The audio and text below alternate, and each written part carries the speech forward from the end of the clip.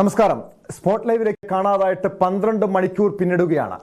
തിരുവനന്തപുരം പേട്ടയിൽ നിന്ന് കാണാതായ നാടോടി ദമ്പതികളുടെ മകളെക്കുറിച്ച് ഇതുവരെയും യാതൊരു സൂചനയുമില്ല. സഹോദരങ്ങൾക്കൊപ്പം ഉറങ്ങിക്കിടന്ന കുട്ടിയെ മഞ്ഞ സ്കൂട്ടറിലെത്തിയവർ എടുത്തുകൊണ്ടുപോയി എന്നാണ് മാതാപിതാക്കൾ പറയുന്നത്. സംഭവത്തിൽ പോലീസ് വ്യാപകമായ പരിശോധന നടത്തുകയാണ്. കുട്ടിയെപ്പറ്റി എന്തെങ്കിലും വിവരം ലഭിക്കുന്നവർ 042727431995 എന്ന നമ്പറിൽ ബന്ധപ്പെടണമെന്നും പോലീസ് അറിയിച്ചിട്ടുണ്ട്. നമ്മളിപ്പോൾ 3 ടീംസായിട്ട് ഇപ്പോൾ തുടങ്ങിയിട്ടുണ്ട്. ഒന്ന് CCTV സെർച്ചിങ് ഒരു ടീം ചെയ്തുകൊണ്ടിരിക്കുകയാണ്. അതുപോലെ തന്നെ അവിടെ ഫിസിക്കലായിട്ടുള്ള സെർച്ചിങ് നടത്തിക്കൊണ്ടിരിക്കുകയാണ്. പ്ലസ് ഇവരെ ഫാമിലി മെമ്പേഴ്സും പിന്നെ അവിടുത്തെ ആ സ്ഥലത്ത് അവൈലബിൾ ആയിട്ടുള്ള ആൾക്കാരെ നമ്മൾ ചോദ്യം ചെയ്തുകൊണ്ടിരിക്കുകയാണ്. കുറച്ച് സമയം വേണം നമുക്ക്. ഒരുപാട് CCTV ഫുട്ടേജസ് നമ്മുടെ കയ്യിലുണ്ട്. അവിടെ ക്യാമറാസ് ഉണ്ട് തൊട്ടടുത്ത റെയിൽവേ സ്റ്റേഷൻ, റെയിൽവേ ട്രാക്കിൻ്റെ തൊട്ടടുത്തുള്ള ഒരു ഏരിയ ആണ്. നല്ല ഒരു കാട് പിടിച്ച ഒരു സ്ഥലമാണ്. ഇവർ വർഷത്തെ ഒരു 2 തവണ ഒക്കെ ഇവിടെ വരാറുണ്ട്. വർഷത്തെ ഒരു തവണ 2 മാസത്തേക്ക് വരാറുണ്ട്. തേനെ എടുക്കുന്ന ആൾക്കാരാണ്. ബിഹാർ സ്വദേശികളാണ്.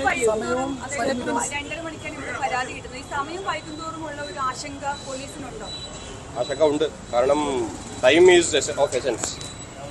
സോ ഇവിടെ ഫാമിലി മെമ്പേഴ്സായിട്ട് ആരും മിസ്സിംഗ് ഇല്ല. എല്ലാവരും ഇവിടെ ഉണ്ട്. അതുപോലെ തന്നെ ഇവിടെ വന്നു പോകുന്ന ആൾക്കാർ ആരൊക്കെയാണെന്ന് നമ്മൾ നോക്കുകയാണ്. So we are examining them in detail.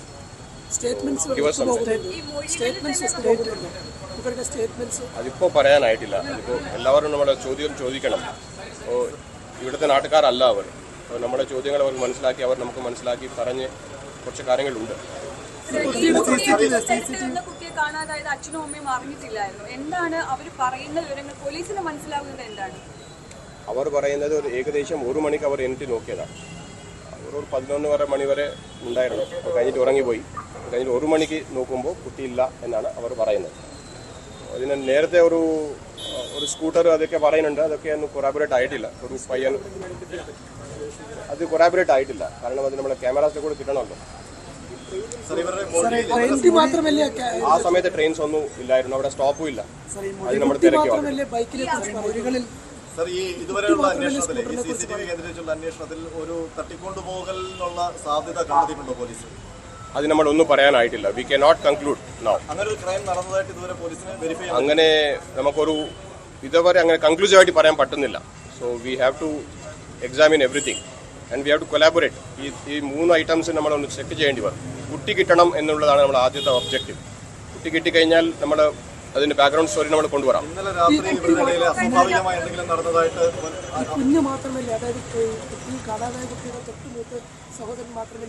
उठा ना तो बोला बच्चा तो बहुत रोने लगा था. पुलिस स्टैंड गया. आपका बाप नहीं है? हाँ है ना. तू बोले हाँ तू बोले बाप को बोले? हाँ बोला वो इधर पुलिस स्टेशन में. तुम्हारे बहन को जब लेके जाएंगे ना വീടല്ലേ കുറച്ച് പുറകോട്ട് വേണം.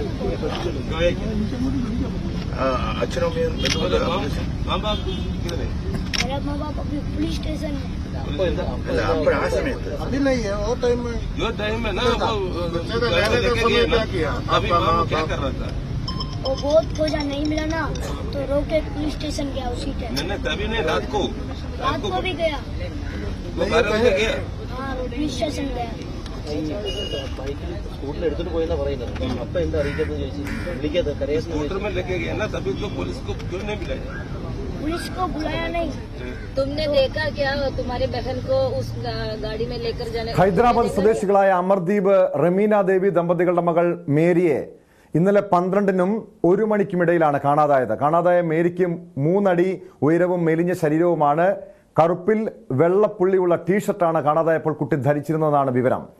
അതിർത്തികളടക്കം അടച്ച് അരിച്ചുപെറുക്കിയുള്ള അന്വേഷണമാണ് പോലീസ് നടത്തുന്നത്. വാർത്തയുടെ വിശദാംശങ്ങളുമായി തിരുവനന്തപുരത്ത് നിന്ന് BV വിനോദും ഡാൻ കുര്യനും ചേരുന്നുണ്ട്.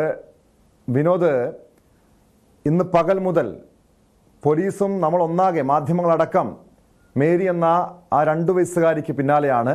പക്ഷെ ഇതുവരെയും കഴിഞ്ഞ 12 മണിക്കൂറായിട്ടും യാതൊരു സൂചനയുമില്ല ഈ കുഞ്ഞിനെക്കുറിച്ച്. ഏറെ ആശങ്കാജനകമായിട്ടുള്ള കാര്യം, ഏതാനും മാസങ്ങൾക്ക് മുൻപാണ് കൊച്ചി എറണാകുളം ആലുവയിൽ ഒരു 5 വയസ്സുകാരിയെ തട്ടിക്കൊണ്ടുപോയത്. പിന്നീട് എന്താണ് സംഭവിച്ചതെന്നൊക്കെ നമുക്കറിയാവുന്നതാണ്. അതുപോലൊരു ദുരന്തം സംഭവിക്കരുത് എന്ന് പിന്നീട് നമ്മൾ ആഗ്രഹിച്ചതാണ്. പക്ഷേ വീണ്ടും ഈ കുഞ്ഞുങ്ങളുടെ, ഇതര സംസ്ഥാനക്കാരുടെ കുഞ്ഞുങ്ങളെ തട്ടിക്കൊണ്ടുപോകുന്ന സംഭവങ്ങൾ വീണ്ടും ഉണ്ടാകുന്നു. ഇത് യഥാർത്ഥത്തിൽ ഈ കുടുംബം, മാതാപിതാക്കൾ പറയുന്ന പോലെ ഒരു തട്ടിക്കൊണ്ടുപോകലാണോ ഇവിടെ സംഭവിച്ചത്? അങ്ങനെ എന്തെങ്കിലും കൃത്യമായ ഒരു വ്യക്തത പോലീസ് നൽകുന്നുണ്ടോ?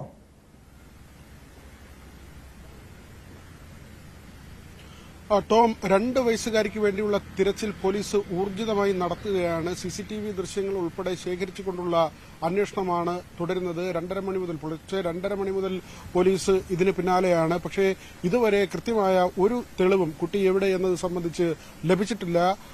ഈ പരാതിയുടെ അടിസ്ഥാനത്തിൽ പോലീസ് വിപുലമായ അന്വേഷണം, അത് തിരുവനന്തപുരത്തിന് പുറമെ കൊല്ലം ജില്ല, കന്യാകുമാരി തുടങ്ങിയ മേഖലകൾ കേന്ദ്രീകരിച്ച് തമിഴ്നാട് പോലീസിന്റെ ഉൾപ്പെടെ സഹായം തേടിക്കൊണ്ടുള്ള ഒരു അന്വേഷണ നടപടിയുമായാണ് പോലീസ് മുന്നോട്ട് പോകുന്നത്. അപ്പോഴും ചില കാര്യങ്ങൾ പോലീസിനെ കുഴയ്ക്കുന്നുണ്ട്. പ്രത്യേകിച്ച് ഈ കുട്ടിയുടെ രക്ഷിതാക്കളും കുഞ്ഞിന്റെ സഹോദരന്മാർ നൽകുന്ന മൊഴി, അത് വൈരുദ്ധ്യമുണ്ട് എന്നാണ് പോലീസ് മനസ്സിലാക്കുന്നത്. കാരണം മഞ്ഞ സ്കൂട്ടറിൽ ഒരാൾ ഇവിടെ വന്നുവെന്ന് കുട്ടിയുടെ സഹോദരൻ ആദ്യം തന്നെ പോലീസിന് മൊഴി നൽകി. പക്ഷേ ആ സ്കൂട്ടറിൽ കുട്ടിയെ കൊണ്ടുപോയത് ആരും കണ്ടിട്ടില്ല. മാത്രവുമല്ല, കുട്ടി പറയുന്ന സമയത്ത് അങ്ങനൊരു വാഹനം ഇവിടെ എത്തിയത് ശ്രദ്ധയിൽപ്പെട്ടിട്ടില്ല എന്നാണ് രക്ഷിതാക്കൾ പറയുന്നത്. രാത്രി 12 മണിയോടുകൂടി കുഞ്ഞിനെ കാണാതായി എന്നത് ശ്രദ്ധയിൽപ്പെട്ടുവെന്ന് പിതാവ് പറയുന്നു. പക്ഷേ അപ്പോഴും 2:30 മണി കഴിഞ്ഞാണ് പോലീസിൽ ഈ വിവരം അറിയിക്കുന്നത്. അതുവരെ സ്വന്തം നിലയ്ക്ക് തിരച്ചിൽ നടത്തിയെന്ന് പറയുന്നു. എന്നാൽ 12 മണി കഴിഞ്ഞാണ് ഈ കുട്ടിയെ കാണാതായ വിവരം മനസ്സിലാക്കിയതെന്ന മൊഴി പിന്നീട് പറയുന്നു. ഏറ്റവും പ്രധാനപ്പെട്ട കാര്യം, കഴിഞ്ഞ ദിവസം രാത്രി ഇവിടെ ഒരു ബഹളമുണ്ടായി എന്ന കാര്യം പരിസരവാസികൾ പറയുന്നുണ്ടായിരുന്നു. മിക്കവാറും ഇവിടെ അങ്ങനെ ഇവർ തമ്മിലുള്ള തർക്കങ്ങൾ ഉണ്ടാകാറുണ്ട്.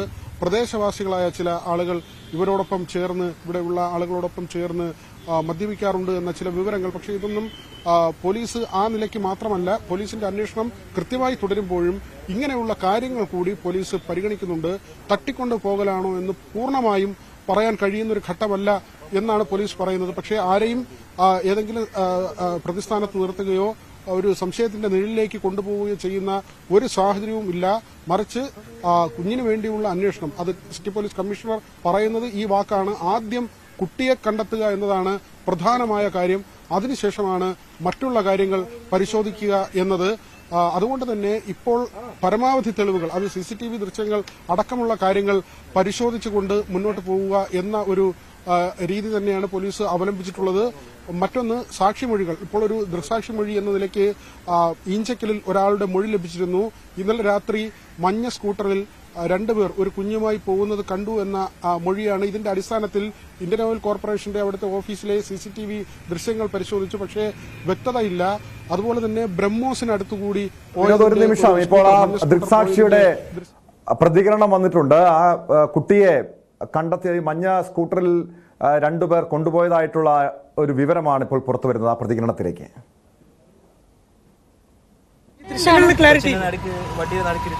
കുഞ്ഞു മുമ്പിലായിരുന്നു, എന്താ വണ്ടി ഏതായിരുന്നു? സ്കൂട്ടറാണോ? സ്കൂട്ടർ. ഈ മഞ്ഞയാണല്ലേ? ഞാൻ ശ്രദ്ധിച്ചില്ല. അല്ല, ആ സംശയത്തിലല്ലേ പോലീസിനെ വിളിച്ചത്? അല്ലല്ല, ഞാൻ ബൈക്കിന് നടുക്കൊരു കൊച്ചിനെ ഇരിക്കുന്ന കണ്ടിട്ടാണ് വിളിച്ചത്. ഒരാളാണ് സ്കൂട്ടർ, ഒരാളും കുഞ്ഞു. എത്ര മണിക്ക് ഇത് കണ്ടെത്തും? 12. വീണ്ടും വി വിനോദിലേക്ക്. വിനോദ്, ദൃക്സാക്ഷിയുടെ പ്രതികരണമാണ് വന്നത്. കൃത്യമായി രാത്രിയിൽ ഒരു കുഞ്ഞിനെ കൊണ്ടുപോയതായി കണ്ടു എന്ന് പറയുന്നുണ്ട്. ഇതുകൂടാതെ പോലീസിന്റെ ഇപ്പോൾ അന്വേഷണത്തിൽ കൂടുതൽ ആളുകളുടെ ഈ കുഞ്ഞിനെ കണ്ടതുമായി ബന്ധപ്പെട്ട എന്തെങ്കിലും വിവരങ്ങൾ ലഭ്യമായിട്ടുണ്ടോ? കുഞ്ഞുമായി ബന്ധപ്പെട്ട കൃത്യമായ വിവരങ്ങൾ, 3 അടി ഉയരമുണ്ട്, കുഞ്ഞ് ധരിച്ച വസ്ത്രം ഇതാണ് തുടങ്ങിയ കൃത്യമായ വിവരങ്ങളൊക്കെ പോലീസ് പങ്കുവയ്ക്കുന്നുണ്ട്. പോലീസ് എന്തെങ്കിലും വിവരം ലഭിക്കുന്നവർ ഒരു ബന്ധപ്പെടാനുള്ള നമ്പറുകളടക്കം സാധാരണ ജനങ്ങൾക്ക്, പൊതുജനങ്ങൾക്ക് വേണ്ടി ഒരു അറിയിപ്പ് നൽകിയിട്ടുണ്ട്. എങ്ങനെയാണ് ഇപ്പോൾ ഇതുമായി ബന്ധപ്പെട്ട ഈ കുഞ്ഞിനെ കണ്ടെത്താൻ വേണ്ടിയുള്ള തെരച്ചിൽ ഏതൊക്കെ മേഖലകൾ കേന്ദ്രീകരിച്ചാണ്? ജില്ല വിട്ടതായിട്ടുള്ള എന്തെങ്കിലും വിവരങ്ങളുണ്ടോ?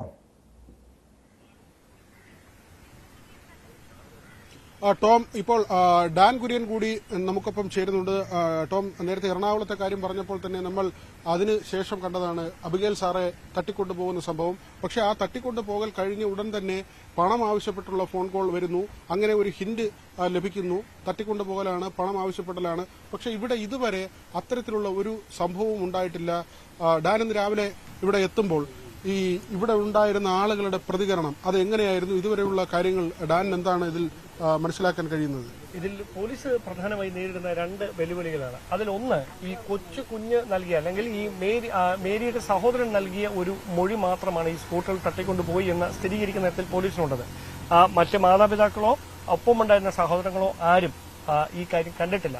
ഈ സഹോദരൻ പറഞ്ഞ കാര്യം അത് മാത്രമാണ് ഈ മൂത്ത സഹോദരനും അറിയാമെന്ന് പോലീസിന് മൊഴി നൽകിയിരിക്കുന്നത്. ആ മൊഴിയെ പിന്തുടർന്നുകൊണ്ടാണ് നമുക്കറിയാം നമ്മളിപ്പോൾ നിൽക്കുന്ന ഈ ബ്രഹ്മോസിന് സമീപത്ത് രണ്ട് വശത്തും ഉള്ള CCTV ദൃശ്യങ്ങൾ വിശദമായി പോലീസ് പരിശോധിച്ചു. പക്ഷേ ആ പരിശോധനകളിൽ ഒന്നും ഈ മഞ്ഞ സ്കൂട്ടറിൽ ഈ കുഞ്ഞിനെ തട്ടിക്കൊണ്ടുപോയി എന്ന് പറയുന്ന ആരും ഇവിടേക്ക് എത്തുന്നതോ ഇവിടെ നിന്ന് മടങ്ങുന്നതോ ആയ ദൃശ്യങ്ങൾ ദൌർഭാഗ്യവശാൽ പോലീസിന് വീണ്ടെടുക്കാൻ കഴിഞ്ഞിട്ടില്ല. അതിനിടയിലാണ് ഈഞ്ചക്കലിന് സമീപം നമ്മൾ അല്പസമയം മുമ്പ് പ്രതികരണം കണ്ട ആ വ്യക്തി ഇത്തരത്തിൽ ഇന്നലെ രാത്രി 12:28 ഈഞ്ചക്കലിന് സമീപത്തുകൂടി ഒരു സ്കൂട്ടർ വേഗത്തിൽ പാഞ്ഞു പോകുന്നു. അതിന്റെ രണ്ടുപേർ ഇരിക്കുന്നു. അതിന്റെ നടുവിൽ ഈ കുഞ്ഞുമായി പോകുന്ന ദൃശ്യങ്ങളുണ്ട് എന്ന് പറയുന്നത്, അങ്ങനെ കണ്ടുവെന്ന് പറയുന്നത്. അതേ തുടർന്നാണ് ഇന്ത്യൻ ഓയിൽ കോർപ്പറേഷൻ ഓഫീസിലെത്തി CCTV ദൃശ്യങ്ങൾ പരിശോധിക്കുന്നത്. പക്ഷേ അവിടെ നിന്ന് പേട്ട SIയുടെ നേതൃത്വത്തിലുള്ള പോലീസ് സംഘം വിശദമായി ഏറെ നേരം ആ CCTV ദൃശ്യങ്ങൾ പരിശോധിച്ചെങ്കിലും ഈ അന്വേഷണത്തിന് വെളിച്ചം വീശുന്ന തരത്തിലുള്ള ഒന്നും ആ പരിശോധനയിൽ കണ്ടെത്താൻ കഴിഞ്ഞിട്ടില്ല. ഇനി ശേഷിക്കുന്നത് രണ്ട് കാര്യങ്ങളാണ്. അതിലൊന്ന് ഈ പോലീസ് നായ മണം പിടിച്ച് നമുക്ക് പിന്നിൽ കാണുന്ന വഴിയിലൂടെ റെയിൽവേ ട്രാക്കിന്റെ സമീപത്തേക്ക് പോകുന്ന ഒരു കാഴ്ച രാവിലെ നമ്മൾ കണ്ടിരുന്നു. ഈ പോലീസ് നായ അങ്ങനെ മണം പിടിച്ച് പോയിട്ടുണ്ടെങ്കിൽ അത് എവിടേക്കാകാം? ഈ CCTV ദൃശ്യങ്ങളിൽ ഉണ്ട്, അല്ലെങ്കിൽ ഈ മൊഴി നൽകിയതിന് പ്രകാരമാണെങ്കിൽ ഈ സ്കൂട്ടർ പോയത് മുൻവശത്തു കൂടിയാണ്. പക്ഷേ പോലീസ് നായ മറുവശത്തു കൂടിയാണ് എത്തുന്നതും. അങ്ങനെയാണെങ്കിൽ അതിന് പിന്നിൽ ഒരുപാട് ഇതര സംസ്ഥാന തൊഴിലാളികൾ താമസിക്കുന്ന ടെന്റുകളുണ്ട്.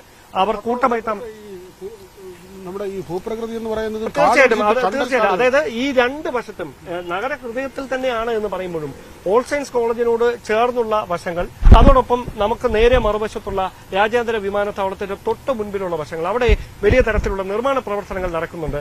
ആ നിർമ്മാണ പ്രവർത്തനങ്ങൾ നടക്കുന്ന സ്ഥലങ്ങളിലൊക്കെ വലിയ കുഴികൾ എടുത്തിട്ടുണ്ട്. അതിനകത്തിറങ്ങി ഏറെ നേരം പോലീസ് സംഘം വ്യാപകമായ പരിശോധന നടത്തിയിട്ടും ഈ അന്വേഷണത്തിലേക്ക് വെളിച്ചം വീശുന്നതൊന്നും അവർക്ക് കണ്ടെത്താൻ കഴിഞ്ഞു. ചതുപ്പും കണ്ടൽക്കാട് തീർച്ചയായിട്ടും അവിടെ ചതുപ്പെന്ന് മാത്രമല്ല ഈ മണ്ണ് വലിയ തോതിൽ ഇവിടെ നിന്ന് എടുത്ത് കൂട്ടിയിടുന്ന സ്ഥലങ്ങളുണ്ട്. അവിടെ ഈ വെള്ളം, അതായത് ഈ നമ്മൾ ചെറിയ കുളങ്ങൾ നികത്തിയാൽ എങ്ങനെ ഇരിക്കും, അതിന് സമാനമായ ഏറെ സ്ഥലങ്ങൾ അവിടെയുണ്ട്. ആ ഭാഗങ്ങളിലൊക്കെ ഏറെ മണിക്കൂറുകൾ ആ പോലീസ് സംഘം പരിശോധന നടത്തിയിരുന്നു. പക്ഷേ അത്തരത്തിൽ ലീഡ് ചെയ്യുന്ന സൂചനകളൊന്നും അവർക്ക് ലഭിച്ചില്ല. നിലവിൽ പുരോഗമിക്കുന്നത് ഇവിടെ ഉണ്ടായിരുന്ന, അതായത് ഈ കുഞ്ഞിനെ തട്ടിക്കൊണ്ടുപോയി എന്ന വാർത്ത ഉണ്ടായത് മുതൽ മാധ്യമങ്ങളുടെ വലിയ ശ്രദ്ധ ഇവിടേക്ക് വരുന്ന ആളുകൾ ഓടിക്കൂടുന്ന സാഹചര്യം. അപ്പോൾ ഇവിടെ ഈ കുഞ്ഞിന്റെ ഒപ്പമുണ്ടായിരുന്ന ആ നാടോടി സംഘടന ഉൾപ്പെടെയുള്ള മറ്റുള്ളവർ ഇവിടെ ഉണ്ടായിരുന്നു. അവരെ അടക്കം വിശദമായ പരിശോധനകൾക്ക് വേണ്ടി ഇപ്പോൾ കാര്യങ്ങൾ ചോദിച്ചറിയുന്നതിന് വേണ്ടി പേട്ട പോലീസ് സ്റ്റേഷനിൽ എത്തിച്ചിട്ടുണ്ട്. അവിടെ സിറ്റി പോലീസ് കമ്മീഷണറുടെയും ഡെപ്യൂട്ടി പോലീസ് കമ്മീഷണറുടെ നേതൃത്വത്തിലുള്ള വലിയ ഉന്നത പോലീസ് ഉദ്യോഗസ്ഥരുണ്ട്. അവരാണ് വിശദമായ പരിശോധനകൾ ഇതുമായി ബന്ധപ്പെട്ട പുലർച്ചെ മുതൽ നടത്തിക്കൊണ്ടിരിക്കുന്നത്. പക്ഷേ വിനോദ് നേരത്തെ സൂചിപ്പിച്ച പോലെ അബിഗേൽ സാറ റെജിയെ കാണാതായതുമായി ബന്ധപ്പെട്ടുണ്ടായ സാഹചര്യവുമായി നമുക്കിതിനെ ഒരു തരത്തിൽ ബന്ധിപ്പിക്കാനാവില്ല, അതിന്റെ അന്വേഷണത്തിലടക്കം. കാരണം അവിടെ കൃത്യമായി ഈ കുടുംബത്തോട് മുൻവൈരാഗ്യം ഉണ്ടായിരുന്ന ആരെങ്കിലും ഉണ്ടോ എന്നതടക്കമുള്ള കാര്യങ്ങളെക്കുറിച്ച് വിശദമായ പരിശോധനകൾ നടക്കുന്നുണ്ട്. ഇവിടെ പോലീസ് നേരിടുന്ന പ്രധാനപ്പെട്ട വെല്ലുവിളി, ഈ സംഭവം നടന്നു എന്ന് പറയപ്പെടുന്നത് രാത്രി 12 മണിക്ക് ശേഷമാണ്. പുലർച്ചെ 2:30 പേട്ട പോലീസ് സ്റ്റേഷനിൽ ഇങ്ങനെ ഒരു പരാതി ലഭിക്കുന്നത്. പുലർച്ചെ ഈ സംഭവം ഉണ്ടായതു മുതൽ പോലീസ് ഉദ്യോഗസ്ഥർ ഊർജിതമായ ശ്രമം നടക്കുന്നു. മാധ്യമങ്ങളുടെ കൃത്യമായ സാന്നിധ്യം ഇവിടെ പുലർച്ചെ മുതൽ ഉണ്ടാകുന്നു. അപ്പോൾ ഈ അവിടെ ഒരു പ്രശ്നം പോലീസ് പറയുന്നത്, ഈ ആദ്യ മണിക്കൂറുകളിൽ തന്നെ പരാതി ലഭിക്കണം, അല്ലെങ്കിൽ പോലീസ് കൂടുതൽ പ്രതിസന്ധിയിലാകും. കാരണം അതിന്റെ ഏറ്റവും ഗോൾഡൻ അവർ എന്ന് പറയുന്ന ആ സമയവും അത് ഏറ്റവും അതിന്റെ അന്വേഷണത്തിന് സഹായിക്കുന്ന ഒരു സമയമാണ്. ആ സമയത്ത് ഒരു കാലതാമസം വരുന്നു. അതിനുശേഷമാണ് ഇവർ ചെല്ലുന്നത്. അത് പോലീസിനെ വലയ്ക്കുന്ന പ്രധാന പ്രശ്നങ്ങളിൽ ഒന്നാണ്. അല്ല, അവിടെ നമ്മളത് പറയുമ്പോൾ ഇവർ ആരും മലയാളികളല്ല, അതാണ് എടുത്തു പറയേണ്ട കാര്യം. കാരണം മലയാളികളായിട്ടുള്ളവർക്ക് ഈ എന്തെങ്കിലും പ്രശ്നങ്ങൾ ഇങ്ങനെ നേരിടുമ്പോൾ സ്വാഭാവികമായി അവിടെ പോലീസിന്റെ സഹായം തേടാൻ അല്ലെങ്കിൽ മറ്റ് ജനപ്രതിനിധികളെ വിവരം അറിയിക്കാനുള്ള നീക്കങ്ങളൊക്കെ ഉണ്ട്. ഇവർ മറ്റൊരു സ്ഥലത്ത് നിന്ന് ഇവിടേക്ക് അവരുടെ ഈ വാണിജ്യ ആവശ്യങ്ങൾക്ക് വേണ്ടി ഇവിടെ എത്തിയിരിക്കുന്നവരാണ്. ഇതിനു മുമ്പ് അവർ ഇവിടെ എത്തിയിട്ടുണ്ട്. വർഷത്തിൽ 2 തവണ എത്തുന്ന പതിവ് അവർക്കുണ്ട് എന്നാണ് പറയുന്നത്. അവിടെ കൃത്യമായി ഇത്തരത്തിൽ പോലീസിനെ ഉടനടി വിവരം അറിയിക്കുക, കുട്ടിയെ കണ്ടെത്തുക എന്ന തരത്തിലുള്ള നീക്കങ്ങളിലേക്ക് കടക്കുന്നതിന് പ്രധാന തടസ്സമായി പറയുന്നത് ഈ സംഘത്തിൽ ഉൾപ്പെട്ടിരുന്നവർ മദ്യപിച്ചിരുന്നു ഇന്നലെ രാത്രിയിൽ എന്ന ഒരു വിവരം പോലീസിന് ലഭിച്ചിട്ടുണ്ട്. അപ്പോൾ അതിന്റെ ഒരു ഹാങ് ഓവർ അവർക്കുണ്ടായിരുന്നു. അതിൽ നിന്ന് ഈ കുഞ്ഞിനെ കാണാതെ പോയി അതിനെ എത്രയും പെട്ടെന്ന് വീണ്ടെടുക്കുന്ന ഒരു നോർമൽ അവസ്ഥയിലേക്ക് അവർ എത്താൻ തന്നെ ഒരു പക്ഷേ കുറച്ചധികം സമയമെടുത്തിട്ടുണ്ടായിരിക്കാം. പിന്നീട് ഇത് മാധ്യമങ്ങളുടെ വലിയ തരത്തിൽ ജനശ്രദ്ധ ആകർഷിക്കുന്ന വാർത്തയായി മാറിയതിന് പിന്നാലെയാണ് ഉന്നത പോലീസ് ഉദ്യോഗസ്ഥർ അടക്കം ഇവിടേക്ക് എത്തുകയും അന്വേഷണം ഊർജിതമാകുകയും ചെയ്യുന്ന ഒരു സാഹചര്യം. അതുപോലെ ഈ മൊഴികളിലെ വൈരുദ്ധ്യം അത് ഒരു പ്രധാന പ്രശ്നമായി പോലീസ് പറയുന്നത്. കാരണം ചോക്ലേറ്റ് കൊടുത്തു കുട്ടിയെ കൊണ്ടുപോകാൻ ശ്രമിച്ചുവെന്ന് മൂത്ത കുട്ടി പറയുമ്പോൾ അത് വീണ്ടും ചോദിക്കുമ്പോൾ അനുജൻ പറഞ്ഞതിന്റെ അടിസ്ഥാനത്തിലാണ് താൻ പറഞ്ഞതെന്ന് ഈ മൂത്ത സഹോദരൻ പറയുന്നു. അതോടൊപ്പം തന്നെ ഈ വന്ന വണ്ടി മഞ്ഞ വണ്ടി കണ്ടുവെന്ന് ഈ സഹോദരൻ പറയുമ്പോൾ മാതാപിതാക്കൾ അത് കണ്ടിട്ടില്ല, കൊണ്ടുപോകുന്നത് കണ്ടിട്ടില്ല. അങ്ങനെ തുടങ്ങി സമയത്തിൽ പറയുന്ന വ്യത്യാസം, അങ്ങനെ മൊഴികളിലെ വൈരുദ്ധ്യം അതും പോലീസിനെ കുഴയ്ക്കുന്നുണ്ട് എന്നാണ് മനസ്സിലാക്കിയത്. അതായത് ഈ അന്വേഷണ സംഘത്തിൽ ഉൾപ്പെട്ടിരുന്ന ഒരു ഉദ്യോഗസ്ഥൻ അദ്ദേഹം ഈ പരിശോധന നടത്തുന്നതിനിടെ രാവിലെ നമ്മളോട് പറഞ്ഞത് ഈ കുഞ്ഞിനെ തട്ടിക്കൊണ്ടുപോയതിൽ ഉൾപ്പെട്ടവരെ ഈ സഹോദരൻ കണ്ടിരുന്നു. ഈ സഹോദരനെയും മുട്ടായി കാണിച്ച് അവർ പ്രലോഭിപ്പിച്ച് ഈ വാഹനത്തിൽ കയറ്റിക്കൊണ്ടു പോകാൻ ശ്രമിച്ചിട്ടുണ്ടാകാം. പക്ഷേ അവൻ അതിന് വിസമ്മതിക്കുന്നു. ഉടൻ തന്നെ മാതാപിതാക്കളെ ഒപ്പം ഉറങ്ങിയിരുന്ന മാതാപിതാക്കളെ വിവരം അറിയിക്കുന്നു. ഇങ്ങനെയുള്ള വിവരങ്ങളും ഉദ്യോഗസ്ഥർ പങ്കുവെക്കുന്നുണ്ട്. പക്ഷേ ഇതിന്റെ എല്ലാം അടിസ്ഥാനം എന്ന് പറയുന്നത് ഈ സഹോദരൻ നൽകിയ മൊഴിയാണ്. ആ മൊഴി മാത്രമാണ് ഈ സ്കൂട്ടറിനെ സംബന്ധിച്ചും സ്കൂട്ടറിൽ എത്തിയവരെ സംബന്ധിച്ചും ഒക്കെ പോലീസിന് ആകെ കിട്ടിയിരിക്കുന്ന ഒരു തുമ്പ്. പക്ഷേ ഈ CCTV ദൃശ്യങ്ങൾ അത് പല സ്ഥലങ്ങളിൽ പരിശോധനകൾക്ക് വിധേയമാക്കിയെങ്കിലും ഒരു തരത്തിലും ഇതിനോടകം ഈ മണിക്കൂർ വരെ ഈ 14 മണിക്കൂറാകുന്നു. പക്ഷേ ഈ മണിക്കൂറിലും അങ്ങനെ ഒരു മഞ്ഞ സ്കൂട്ടറോ അതിൽ സഞ്ചരിച്ചവരെയോ സംബന്ധിച്ച ഒരു തുമ്പുമില്ല. ടോം, മറ്റൊരു കാര്യം കൂടി, നമ്മൾ ഇപ്പോൾ നിൽക്കുന്നത് ഈ ഞാനും ഡാനും നിൽക്കുന്നത്, നമ്മുടെ യൂണിറ്റും സംഘവും നിൽക്കുന്നത് ബ്രഹ്മോസിന്റെ മതിലിനോട് ചേർന്നാണ്. ഇതിന് ഒരു വശത്താണ് ഓൾ സയൻസ് കോളേജ്, ഒരല്പം മാറിയാണ് ഓൾ സയൻസ് കോളേജിന്റെ, അതായത് റെയിൽവേ ട്രാക്കുണ്ട്. റെയിൽവേ ട്രാക്കിന്റെ അപ്പുറ വശത്താണ് ഓൾ സയൻസ് കോളേജിന്റെ കോമ്പൗണ്ട്. അവിടെയും ഈ ഏക്കർ കണക്കിന് സ്ഥലമുണ്ട്. മറ്റൊന്ന് ഈ ലോറി പാർക്ക് ചെയ്തിരിക്കുന്ന, നമുക്ക് ഇവിടെ ഈ കാണാം, ഈ ലോറി പാർക്ക് ചെയ്തിരിക്കുന്ന സ്ഥലം ഇവിടെ മുതൽ വേളി റെയിൽവേ സ്റ്റേഷൻ വരെ ഇങ്ങനെ കണ്ടൽക്കാടുകളോ അല്ലെങ്കിൽ കാട് പിടിച്ചു കിടക്കുന്ന സ്ഥലങ്ങളോ ചതുപ്പോ ആൾവാസമില്ലാത്ത പ്രദേശവുമാണ്. നമ്മളിപ്പോൾ ഈ ലോറി പാർക്ക് ചെയ്തിരിക്കുന്ന ഈ സ്ഥലം പോലും കാട് പിടിച്ച് കിടന്നതാണ്. ഇതിനടുത്തൊരു ക്ഷേത്രത്തിൽ കഴിഞ്ഞ ദിവസം ഉത്സവമുണ്ടായിരുന്നു. അതിന്റെ ഭാഗമായി ഇതുവഴി ആളുകൾ നടന്നു പോകുന്നതുകൊണ്ട് ഇവിടുത്തെ പ്രാദേശിക ജനപ്രതിനിധികളും നാട്ടുകാരും ചേർന്ന് ഇവിടെ കാട് പിടിച്ചു കിടന്ന സ്ഥലം ചെത്തി മാറ്റി അത് ഇങ്ങനെ വെളുപ്പിച്ചെടുക്കുകയായിരുന്നു. അങ്ങനെയാണ് ഈ നിലയ്ക്ക് നിൽക്കുന്നത്. ഇവിടെ ഒരു ഉത്സവം നടന്നതിന്റെ അടിസ്ഥാനത്തിലാണ് ഇവിടെ ഉണ്ടായിരുന്ന ആ കാടും പടലവും മാറ്റിയത്. മറ്റൊരു കാര്യം, ഇവിടെ തമ്പടിക്കുന്ന ലഹരി സംഘങ്ങളാണ്. ഈ റെയിൽവേ ട്രാക്കിന് രണ്ട് വശത്തേക്ക് പോയാൽ, ഒന്ന് വേളി റെയിൽവേ സ്റ്റേഷൻ, അത് കഴിഞ്ഞാൽ വേളി കായലാണ്. ഈ കായലിനോട് ചേർന്ന് വലിയ ചതുപ്പ് നിലമാണ്. ഇംഗ്ലീഷ് ഇന്ത്യൻ ക്ലേ ഫാക്ടറി അവിടെ പ്രവർത്തിച്ചിരുന്നു. ഏതാണ്ട് 15-20 ഏക്കറിനുള്ളിൽ ഉള്ള ഒരു സ്ഥലമാണ്. അത് ഇപ്പോൾ പ്രവർത്തിക്കുന്നില്ല. അവിടെ വിജനമായി കിടക്കുന്നു. ഇനി ഇവിടെ നിന്ന് കൂടുതൽ തെക്കോട്ട് പോയാൽ, അതായത് ഈ പാത തെക്കോട്ട് നീണ്ടാൽ പിന്നെ പോകുന്നത് ചാക്ക ഭാഗത്തേക്കാണ്. ചാക്ക ഭാഗത്തും ഇതേ തരത്തിൽ തന്നെ ഈ കാട് പിടിച്ചു കിടക്കുന്ന ധാരാളം സ്ഥലങ്ങളുണ്ട്. ഈ റെയിൽവേ ട്രാക്കിന്റെ രണ്ട് വശവും ചതുപ്പും കാട് കയറി കിടക്കുന്ന സ്ഥലങ്ങളുമാണ്. ഇത് സ്വാഭാവികമായും ഇവിടെ ലഹരി സംഘങ്ങൾ സ്ഥിരമായി വന്നു പോകാറുണ്ട്.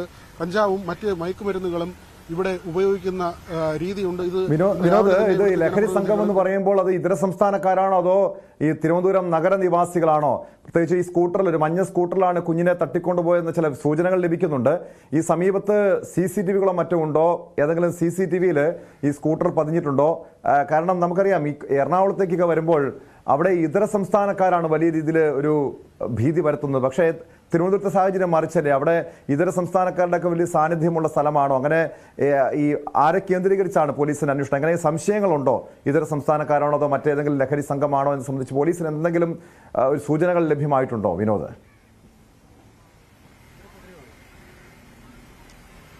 അങ്ങനെ ഏതെങ്കിലും ഒരു വ്യക്തികൾ എന്ന നിലയ്ക്ക് കേന്ദ്രീകരിച്ച് അല്ല അന്വേഷണം നടക്കുന്നത്. എല്ലാ സാഹചര്യങ്ങളും എല്ലാ സാധ്യതകളും പരിശോധിച്ച് തന്നെയാണ് പോലീസിന്റെ അന്വേഷണം ഇപ്പോൾ നീളുന്നത്.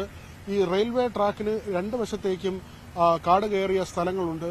അതുകൊണ്ട് തന്നെ രാവിലെ മുതൽ തന്നെ ഈ ഉദ്യോഗസ്ഥർ ഇവിടെ എത്തി ഈ പരിസരം മുഴുവൻ പരിശോധിക്കുകയായിരുന്നു. ഈ കാണുന്ന പ്രദേശങ്ങളിൽ പല സ്ഥലങ്ങളിലായി ലഹരി സംഘങ്ങൾ, അത് മലയാളികളുമുണ്ട്, ഇതര സംസ്ഥാന തൊഴിലാളികളായി ഇവിടെ എത്തിയവരുമുണ്ട്. ഇവരെല്ലാം തന്നെ ഇവിടെ താമസിക്കുന്നവരുണ്ട്. അതായത് ഈ റെയിൽവേ ട്രാക്കിന് ഒരു വശത്ത് വീടുകളുണ്ട്, അവിടെയൊക്കെയും വാടകയ്ക്ക് താമസിക്കുന്ന ഇതര സംസ്ഥാന തൊഴിലാളികളുണ്ട്, പല സ്ഥാപനങ്ങളിലായി ജോലി ചെയ്യുന്ന ആളുകളുണ്ട്, മലയാളികളുണ്ട്. ഇവർ മലയാളികളും ഇതര സംസ്ഥാന തൊഴിലാളികളും അവർ തന്നെ ഒരു സ്ഥാപനത്തിൽ ജോലി ചെയ്യുന്നതോ അല്ലെങ്കിൽ ഒരുമിച്ച് നിർമ്മാണ പ്രവർത്തനങ്ങളിലോ മറ്റോ ഒരുമിച്ച് പ്രവർത്തിക്കുന്നതോ ആയ ആളുകൾ രാത്രികാലങ്ങളിൽ അവർ ഒരുമിച്ച് തന്നെ ഈ തരത്തിൽ മദ്യപിക്കാറുണ്ട്, അല്ലെങ്കിൽ മറ്റ് ലഹരി വസ്തുക്കൾ ഉപയോഗിക്കുന്ന ഒരു രീതിയുണ്ട്. അങ്ങനെ ഇവിടെയുള്ള ആളുകളല്ലാതെ തന്നെ പുറത്തുനിന്ന് ആളുകൾ എത്തുന്ന രീതിയുണ്ട്. അങ്ങനെയുള്ള ആരോപണങ്ങൾ, വലിയ തോതിൽ കേസുകൾ രജിസ്റ്റർ ചെയ്യപ്പെടുന്ന കേസ് വലിയവറ സ്റ്റേഷനിൽ നിരവധി കേസുകൾ രജിസ്റ്റർ ചെയ്തിട്ടുണ്ട്, പേട്ട സ്റ്റേഷനിൽ രജിസ്റ്റർ ചെയ്തിട്ടുണ്ട്, തുമ്പ സ്റ്റേഷനിൽ രജിസ്റ്റർ ചെയ്തിട്ടുണ്ട്. അതായത് ഈ പ്രദേശവുമായി ചുറ്റുവട്ടത്ത് വരുന്ന പോലീസ് സ്റ്റേഷനുകളിൽ നിരവധി ലഹരി കേസുകൾ രജിസ്റ്റർ ചെയ്തിട്ടുള്ളതാണ്. ഇത് പേട്ട സ്റ്റേഷൻ പരിധിയിലാണ് വരുന്നത്.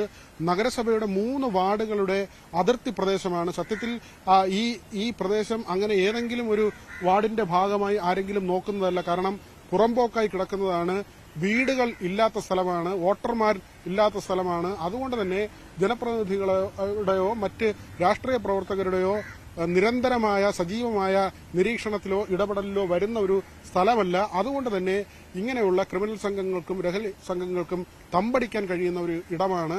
ആ വഴിക്കുള്ള അന്വേഷണവും പോലീസ് നടത്തുന്നുണ്ട്. പക്ഷേ തട്ടിക്കൊണ്ടു പോകലാണോ, കുട്ടിയെ മറ്റേതെങ്കിലും തരത്തിലുള്ള ഉപദ്രവിക്കലാണോ, ഈ കുടുംബത്തിനുള്ളിലെ തന്നെ പ്രശ്നമാണോ, ഇത്തരം കാര്യങ്ങളിലൊന്നും തന്നെ ഒരു സ്ഥിരീകരണം ഉണ്ടായിട്ടില്ല. ആകെയുള്ള സൂചന സ്കൂട്ടറിൽ ഒരുപക്ഷെ കുട്ടിയെ കൊണ്ടുപോയിട്ടുണ്ടാകാം എന്ന നിലയ്ക്കുള്ള അന്വേഷണം. അതിനപ്പുറത്തേക്ക് കുട്ടി ഈ പരിസരത്ത് എവിടെയെങ്കിലും തന്നെ കുട്ടിയെ മാറ്റിയതാണോ, അങ്ങനെ എന്തെങ്കിലും അപായപ്പെടുത്തുകയോ അങ്ങനെയൊക്കെ ഉള്ള സംശയങ്ങളും ചിന്തകളുമാണ്. അതിന്റെ അടിസ്ഥാനത്തിലുള്ള അന്വേഷണമാണ് ഇപ്പോൾ മുന്നോട്ട് പോകുന്നത്. ടോം, വ്യക്തമാണ്. വി വിനോദും ഡാൻ കുര്യനുമാണ് വിവരങ്ങൾ നൽകിയത്. കുഞ്ഞിനെ കാണാതുമായി ബന്ധപ്പെട്ട് പല വിധത്തിലുള്ള അഭ്യൂഹങ്ങളുണ്ട്. കുടുംബത്തിൽ എന്തെങ്കിലും പ്രശ്നങ്ങളാണോ, അതോ മറ്റേതെങ്കിലും ലഹരി സംഘങ്ങളോ ഇതര സംസ്ഥാനക്കാരോ കുഞ്ഞിനെ തട്ടിക്കൊണ്ടുപോയതാണോ എന്ന് സംബന്ധിച്ചാണ് പോലീസ് പ്രധാനമായും അന്വേഷിക്കുന്നത്. എന്തായാലും മേരി എന്ന 2 വയസ്സുകാരി ആ കുരുന്നിനെ കണ്ടെത്താൻ വേണ്ടിയുള്ള ഊർജിതമായ ശ്രമത്തിലാണ് പോലീസ്. ആലപ്പുഴ ചേർത്തലയിൽ സ്കൂട്ടറിൽ സഞ്ചരിച്ച യുവതിയെ പെട്രോൾ ഒഴിച്ച് തീ കൊളുത്തി കൊലപ്പെടുത്താൻ ശ്രമമുണ്ടായിരിക്കുന്നു. ആ വാർത്തയിലേക്ക് എത്താം ഇടവേള കഴിഞ്ഞ്.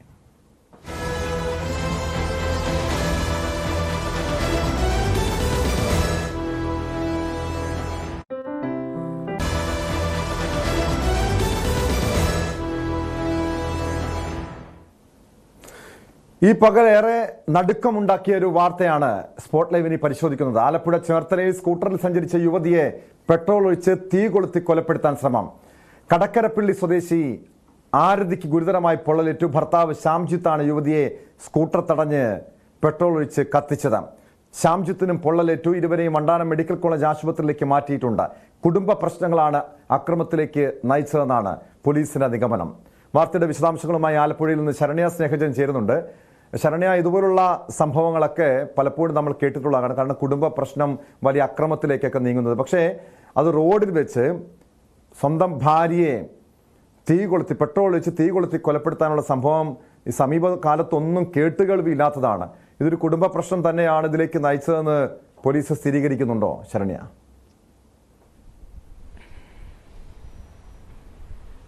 ടോം, ശരിയാണ് ടോം പറഞ്ഞത്.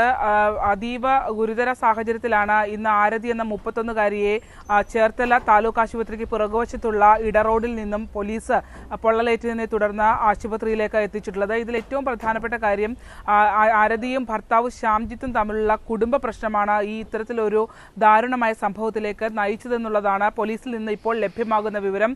അതായത് ഇരുവരും തമ്മിൽ വിവാഹിതരായിരുന്നുവെങ്കിലും കുറച്ച് മാസക്കാലമായി 2 പേരും 2 വീടുകളിൽ ാണ് താമസിച്ചു പോകുന്നത്. മാത്രമല്ല ഇവർ തമ്മിൽ ഇടയ്ക്ക് കുടുംബ പ്രശ്നങ്ങൾ ഉണ്ടാവാറുണ്ടെന്നും അത് സംബന്ധിച്ച് ചില കേസുകൾ പട്ടണക്കാട് പോലീസ് അന്വേഷിച്ചു വരികയാണെന്നും അടക്കമുള്ള വിവരങ്ങൾ ഇപ്പോൾ ലഭ്യമായിട്ടുണ്ട്. ഇതിൽ ഇന്ന് രാവിലെ 9:00 ഈ സംഭവം ഉണ്ടായത്. അതായത് ആരതി തന്റെ ഇരുചക്ര വാഹനത്തിൽ ഒരു പണമിടപാട് സ്ഥാപനത്തിൽ ജോലി ചെയ്തു വരികയാണ്. അവിടേക്ക് വരുന്ന വഴിക്കാണ് ഈ ചേർത്തല താലൂക്ക് ആശുപത്രിയുടെ പിൻവശത്തുള്ള ഇടറോഡിൽ വെച്ച് ഈ ശ്യാംജിത്ത് ആരതിയുടെ വാഹനം തടയുന്നത്. തുടർന്ന് ഇരുവരും തമ്മിൽ സംസാരിച്ചു. സംസാരിക്കുകയും റോഡിൽ വെച്ച് വാക്കുതർക്കം ഉണ്ടാവുകയും ചെയ്യുന്നുണ്ട്. ഈ വാക്കുതർക്കത്തിന് ഒടുവിലാണ് കയ്യിൽ കരുതിയിരുന്ന പെട്രോൾ എടുത്ത് ആരതിയുടെ തലവഴി ഒഴിച്ച് തീ കൊളുത്തുന്ന സാഹചര്യം ഉണ്ടായത്. ഇത്തരത്തിൽ തീ കൊളുത്തിയപ്പോൾ ശ്യാംജിത്തിനും പൊള്ളലേറ്റിട്ടുണ്ട്. പക്ഷേ ശ്യാംജിത്തിന് അത്ര ഗുരുതരമായൊരു പൊള്ളലല്ല. നമുക്ക് ആ ദൃശ്യങ്ങളടക്കം ലഭ്യമായിട്ടുണ്ട്. അതായത് രണ്ടുപേരും പൊള്ളലേറ്റ് നിൽക്കുന്നു. ശ്യാംജിത്ത് ആരതിയുടെ തൊട്ടടുത്ത് തന്നെയുണ്ട്. ആരതിയുടെ പൊള്ളൽ 80% ആരതിക്ക് പൊള്ളലേറ്റിട്ടുണ്ട് എന്നുള്ളതാണ് ആശുപത്രിയിൽ നിന്ന് ഇപ്പോൾ ലഭ്യമാകുന്ന വിവരം. അതീവ ഗുരുതരാവസ്ഥയിലുമാണ്. എന്തായാലും ഇതിനകത്ത് ടോം നേരത്തെ സൂചിപ്പിച്ചതുപോലെ തന്നെ വളരെ ഞെട്ടിക്കുന്ന ഒരു സംഭവമാണ്. അതായത് ഒരു പൊതുനിരത്തിൽ വെച്ച് ഒരു ഭാര്യയാണ് എങ്കിൽ പോലും ഒരു യുവതിയെ ഭർത്താവ് തീ കൊളുത്തുന്നു എന്നുള്ളതാണ്. അതായത് കയ്യിൽ കരുതി ഇന്ധനം ഉപയോഗിച്ച് ദേഹത്തൊഴിച്ച് തീ കൊളുത്തുന്നു എന്നുള്ളതാണ്. ചേർത്തല പോലീസാണ് ഇത് സംബന്ധിച്ച കേസ് ഇപ്പോൾ എടുത്ത് അന്വേഷണം ആരംഭിച്ചിട്ടുള്ളത്. രണ്ടുപേരെയും വണ്ടാനം മെഡിക്കൽ കോളേജ് ആശുപത്രിയിൽ ഇപ്പോൾ രണ്ടുപേരും ചികിത്സയിലാണ്. ഇവർ തമ്മിൽ ഇത്ര വൈരാഗ്യത്തിലേക്ക് പോകാനുള്ള സാഹചര്യം എന്താണെന്ന് പോലീസ് പരിശോധിച്ചു വരികയാണ്. കുടുംബ പ്രശ്നമാണ് എന്നുള്ളതാണ് ഇപ്പോൾ പ്രാഥമികമായി ലഭ്യമാകുന്ന വിവരം. ടോം. ശരണ്യ, ഇതിനു മുൻപ് ഈ ശ്യാംജിത്തിന്റെ ഭാഗത്തു നിന്നും ഭാര്യയ്ക്ക് നേരെ ഇത്തരം അക്രമം ഉണ്ടായിട്ടുണ്ടോ? രണ്ടുപേരും വേർപിരിഞ്ഞ് കഴിയുകയാണെന്ന് പറയുന്നു. അത് ഈ ശ്യാംജിത്തിന്റെ ഭാഗത്തു നിന്നുള്ള ഇതുപോലുള്ള ക്രൂരതകൾ സഹിക്കാൻ കഴിയാതെ ഈ യുവതി സ്വന്തം വീട്ടിലേക്ക് പോവുകയായിരുന്നു. ഇവർക്ക് കുട്ടികളുണ്ടോ? അതുമായി ബന്ധപ്പെട്ട എന്തെങ്കിലും വിവരങ്ങളൊക്കെ ലഭ്യമായിട്ടുണ്ടോ ശരണ്യ? ടോം, ഇവരുടെ വിവാഹം കഴിഞ്ഞിട്ട് കുറച്ച് നാളുകളായി. 2 കുട്ടികളാണ് ഉള്ളത്. അതിൽ തന്നെ ഇവർ തമ്മിൽ, അതായത് ഈ ശ്യാംജിത്തിന് 35 വയസ്സും ഒപ്പം തന്നെ ആരതിക്ക് 32 വയസ്സുമാണുള്ളത്. ഇവരുടെ വിവാഹം കഴിഞ്ഞ് 2 കുട്ടികളും ഉണ്ട് എന്നുള്ളതാണ്. എന്തായാലും ടോം ചോദിച്ചതുപോലെ തന്നെ ഇവർ തമ്മിൽ പ്രശ്നങ്ങൾ ഉണ്ടായിരുന്നു എന്നുള്ളത് പോലീസ് സ്ഥിരീകരിക്കുന്നുണ്ട്. അത്തരത്തിൽ അക്രമമടക്കമുള്ള സംഭവങ്ങൾ ഇത്ര ഗുരുതരമായൊരു സംഭവത്തിലേക്ക് പോയിട്ടില്ലെങ്കിൽ പോലും പട്ടണക്കാട് പോലീസ് സ്റ്റേഷൻ പരിധിയിൽ ഇവർ നൽകിയ പരാതിയുടെ അടിസ്ഥാനത്തിൽ കേസുണ്ട് എന്നുള്ളതാണ്. ശ്യാംജിത്തിനെതിരെ കേസുണ്ട് എന്നുള്ളതാണ് നമുക്ക് മനസ്സിലാക്കാൻ കഴിഞ്ഞിട്ടുള്ളത്. പോലീസ് സ്റ്റേഷനിൽ പല തവണ സമരിയാക്കുന്ന അടക്കമുള്ള വിഷയങ്ങൾ നടന്നിട്ടുണ്ട്. ഈ രണ്ടുപേരും ഇപ്പോൾ ഭിന്നാഭിപ്രായങ്ങളെ തുടർന്ന് 2 വീടുകളിലാണ് താമസിക്കുന്നത്. അതിനിടയിലാണ് ഇപ്പോൾ ശ്യാംജിത്ത് ഇത്തരത്തിൽ ആരതിയെ കാണാനായി ശ്രമിക്കുകയും വഴിയിൽ വെച്ച് ഇങ്ങനൊരു സംഭവം ഉണ്ടാവുകയും ചെയ്തിട്ടുള്ളത്. എന്തായാലും കരുതിക്കൂട്ടി തന്നെയുള്ള ഒരു നടപടിയാണ് എന്നാണ് ഇപ്പോൾ നമുക്ക് കരുതാനാവുക. കാരണം കയ്യിൽ ഇന്ധനം കരുതിയിരുന്നു എന്നുള്ളതാണ്. ആരതി ഒട്ടും പ്രതീക്ഷിക്കാത്ത സമയത്താണ് ശ്യാംജിത്ത് ഇത്തരത്തിൽ ശരീരത്തിലേക്ക് മണ്ണെണ്ണ ഒഴിക്കുകയും കത്തിക്കുകയും ചെയ്തിട്ടുള്ളത്. നമുക്ക് ആ ദൃശ്യങ്ങൾ കാണുമ്പോൾ തന്നെ വളരെ വേദനാജനകമാണ്. അവർ കരഞ്ഞുകൊണ്ട് പൊള്ളലേറ്റ് നിന്നിട്ട് ആ സ്ത്രീ പറയുന്നുണ്ട്. അതായത് തന്നെ കൊലപ്പെടുത്താനുള്ള ശ്രമമായിരുന്നു ശ്യാംജിത്തിൻ്റെത് എന്ന് വ്യക്തമാക്കുന്നുണ്ട്. എന്തായാലും പോലീസ് അതൊക്കെ പരിഗണിക്കും എന്നുള്ളതാണ്.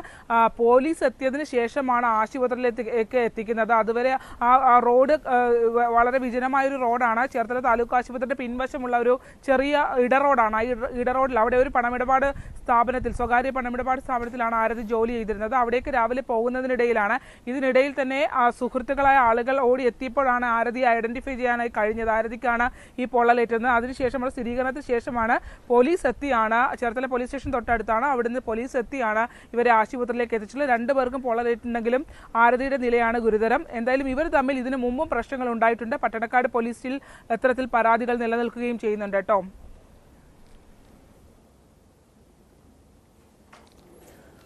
ശരണയായി കൊലപ്പെടുത്തുക തന്നെയായിരുന്നു, ആരതിയെ കൊലപ്പെടുത്തുക തന്നെയായിരുന്നോ ശ്യാംജിത്തിന്റെ ലക്ഷ്യം? കാരണം നമുക്കറിയാം ഈ പെട്രോൾ ഒഴിച്ചുള്ള കൊലപാതകങ്ങൾ, സാധാരണ ഇത്തരം സംഭവങ്ങളൊക്കെ ഈ പ്രണയപ്പകയെ തുടർന്നുള്ള ഇത്തരം സംഭവങ്ങൾ പലപ്പോഴും നമ്മൾ കേട്ടിട്ടുള്ളതാണ്.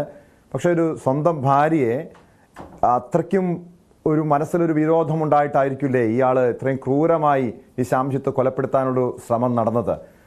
ആ യുവതിയുടെ ആരോഗ്യനില ഇപ്പോൾ എങ്ങനെയാണ്? അവർ ചികിത്സയിൽ വണ്ടാനം മെഡിക്കൽ കോളേജ് ചികിത്സയിൽ തുടരുകയാണെന്ന് പറയുന്നുണ്ട്. ആശങ്കാജനകമാണോ കാര്യങ്ങൾ?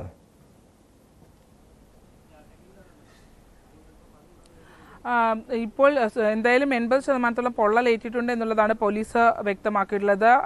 സ്വാഭാവികമായി നമുക്കറിയാമല്ലോ, പൊള്ളലേൽക്കുക എന്നുള്ളത് ഒരു ഗുരുതര സാഹചര്യത്തിലേക്ക് എത്തിക്കുന്ന അവസ്ഥ തന്നെയാണ്. അതുകൊണ്ട് തന്നെ ആരതിയുടെ നില ഗുരുതരമാണ്. പക്ഷെ അത്ര പൊള്ളൽ ഈ ശ്യാംജിത്തിന് ഉണ്ടായിട്ടില്ല എന്നുള്ളതാണ് കരുതിക്കൂട്ടിയുള്ള ഒരു അക്രമം തന്നെയായിരുന്നു അത്. കാരണം പെട്രോൾ കയ്യിൽ കരുതിയിരുന്നു എന്നുള്ളതാണ്. ഈ അക്രമം നടന്ന് ഇവർ തമ്മിലുള്ള സംഭാഷണം ഉണ്ടാകുകയും വാക്ക് തർക്കത്തിലേക്ക് കടക്കുകയും ചെയ്യുന്ന ഘട്ടത്തിലാണ് ശ്യാംജിത്ത് അത്തരത്തിൽ പെട്രോൾ എടുത്ത് ഒഴിച്ചത്. അത് കയ്യിൽ കരുതി തന്നെയാണ് വന്നിരുന്നത് എന്നുള്ളതാണ്. എന്തായാലും നമുക്ക് ആ ദൃശ്യങ്ങൾ തന്നെ ശ്യാംജിത്തിനെയും ഒരു ഭാഗത്ത് കാണാം. വസ്ത്രമൊക്കെ കരിഞ്ഞ അവസ്ഥയിലും മുഖത്തൊക്കെ പൊള്ളലേറ്റിട്ടുണ്ട്. പക്ഷേ ആരതിയുടെ മുഖവും ശരീരവും എല്ലാം പൊള്ളലേറ്റ ഒരു സാഹചര്യമായിരുന്നു. ഒപ്പം തന്നെ തൊട്ടടുത്ത് ഉണ്ടായിരുന്ന ആളുകൾ കൊണ്ടുവന്ന ഒരു മുണ്ട് പുതപ്പിച്ചാണ് ആശുപത്രിയിലേക്ക് കൊണ്ടുപോയത്. അത്തരത്തിൽ ശരീരത്തിൽ ഉണ്ടായിരുന്ന വസ്ത്രങ്ങളടക്കം കത്തിപ്പോകുന്ന ഒരു സാഹചര്യവും നല്ല രീതിയിൽ പൊള്ളലേൽക്കുന്ന ഒരു സാഹചര്യവും ഉണ്ടായിട്ടുണ്ട്. എന്തായാലും ഇപ്പോൾ നിലവിൽ ഗുരുതര സാഹചര്യമാണെങ്കിലും മറ്റ് പ്രശ്നങ്ങളൊന്നുമില്ല എന്നുള്ളതാണ് മനസ്സിലാക്കാൻ കഴിയുന്നത്. ചികിത്സ പുരോഗമിക്കുകയാണ്. പക്ഷേ അതേസമയം തന്നെ പോലീസ് അങ്ങനെ തന്നെയാണ് കണക്ക് കൂട്ടുന്നത്. അതായത് കരുതി കൂട്ടി ഒരു അക്രമത്തിൽ അല്ലെങ്കിൽ അത് കൊലപാതകത്തിലേക്ക്, കാരണം ഒരാളെ പെട്രോൾ ഒഴിച്ച് തീ കൊളുത്തിയാൽ സ്വാഭാവികമായി എന്താ സംഭവിക്കുമെന്ന് നമുക്കറിയാമല്ലോ ടോം. അത്തരത്തിൽ അങ്ങനെ അതിന്റെ പ്രത്യാഘാതങ്ങൾ മനസ്സിലാക്കിക്കൊണ്ട് തന്നെയാണ് ശ്യാംജിത്ത് ഇത്തരം ഒരു കൃത്യത്തിലേക്ക് കടന്നതെന്നുള്ള നിഗമനത്തിൽ തന്നെയാണ് പോലീസ് ഇപ്പോൾ മുന്നോട്ട് പോകുന്നത്. ടോം. ശരണ്യ സ്നേഹജനാണ് വിവരങ്ങൾ നൽകിയത്. ആലപ്പുഴ ചേർത്തലയിലാണ് ഭാര്യയെ ഭർത്താവ് പെട്രോൾ ഒഴിച്ച് തീ കൊളുത്തി കൊലപ്പെടുത്താൻ ശ്രമിച്ചത്. ആരതി എന്ന യുവതി ഗുരുതരാവസ്ഥയിൽ ആലപ്പുഴ വണ്ടാനം മെഡിക്കൽ കോളേജ് ആശുപത്രിയിൽ ചികിത്സയിലാണ്. ഭർത്താവിനും പൊള്ളലേറ്റിട്ടുണ്ട്. എന്തായാലും വളരെ ദുഃഖിപ്പിക്കുന്ന വേദനാജനകമായ ഒരു കാര്യമാണ്. അത് 2 കുഞ്ഞുങ്ങളുള്ളതാണ്. ഈ കുഞ്ഞുങ്ങളുടെ കാര്യം പോലും ഓർക്കാതെയാണ് ഇതുപോലുള്ള ദമ്പതികൾ പലപ്പോഴും കുടുംബ പ്രശ്നത്തെ തുടർന്ന് അക്രമങ്ങൾ നടത്തുന്നത്. സ്പോട്ട് ലൈവിലേക്ക് തിരികെ എത്താം, ഇടവേള കഴിഞ്ഞ്.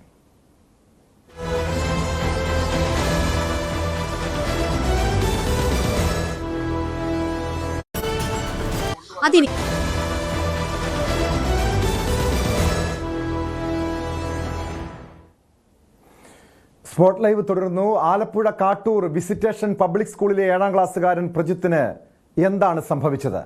കഴിഞ്ഞ വ്യാഴാഴ്ചയാണ് സ്കൂൾ വിട്ടുവന്ന പ്രജിത്ത് വീടിനുള്ളിൽ സ്കൂൾ യൂണിഫോമിൽ തൂങ്ങി മരിച്ചത്. അധ്യാപകർ ശാരീരികമായും മാനസികമായും പീഡിപ്പിച്ചതാണ് കുട്ടിയുടെ ആത്മഹത്യക്ക് കാരണമെന്ന് ബന്ധുക്കൾ ആരോപിക്കുന്നു. സംഭവത്തിൽ പ്രജിത്തിന്റെ ചിതാഭസ്മവുമായി ബന്ധുക്കളും നാട്ടുകാരും സ്കൂളിലേക്ക് മാർച്ച് നടത്തി. പ്രാരംഭഘട്ടത്തിലാണ് കേസിന്റെ അന്വേഷണം. എന്നിരുന്നാൽ തന്നെയും ഉന്നയിക്കപ്പെട്ടുള്ള എല്ലാ ആരോപണങ്ങളും, അത് വിദ്യാർത്ഥി സംഘടനകളായാലും പൊതുജനങ്ങളുടെ ഭാഗത്തുനിന്നായാലും രക്ഷിതാക്കളുടെ ഭാഗത്തുനിന്നായാലും ഉണ്ടായിട്ടുള്ള എല്ലാ ആരോപണങ്ങളും അത് സമഗ്രമായിട്ട് പരിശോധിച്ച് കൃത്യമായ അന്വേഷണം ഉണ്ടാവും. കഴിഞ്ഞ ദിവസങ്ങളിൽ ഇവർ 3-4 പിള്ളേരെ ശരിക്കും ഫോക്കസ് ചെയ്തുകൊണ്ട് ഈ സ്കൂളിലെ ഒരു ക്ലാസ് ടീച്ചറും ഒരു ഡ്രിൽ മാസ്റ്ററും പല പ്രാവശ്യം ദേഹോപദ്രവം ഏൽപ്പിച്ചിട്ടുണ്ട്. കൃത്യമായിട്ടത് അറിയുകയും ചെയ്യാം. അത് പല സഹപാഠികളിൽ നിന്നും അറിയാനും പറ്റി. പക്ഷേ ഈ നടന്ന അന്നത്തെ ദിവസം എന്ന് പറഞ്ഞാൽ എൻ്റെ ഏറ്റവും അടുത്തൊരു കൂട്ടുകാരന് തലകറക്കം വന്നപ്പോൾ അവനെയും കൊണ്ട് ഒരു തണലിൽ പോയി കുറച്ചു നേരം വിശ്രമിച്ചു. ഈ സമയത്ത് ഇവരെ മാത്രം ഫോക്കസ് ചെയ്തുകൊണ്ട് ഈ സ്കൂളിലെ ടീച്ചർ പല പ്രാവശ്യവും ഓരോ അപഖ്യാതി വരുത്തുന്നുണ്ട്.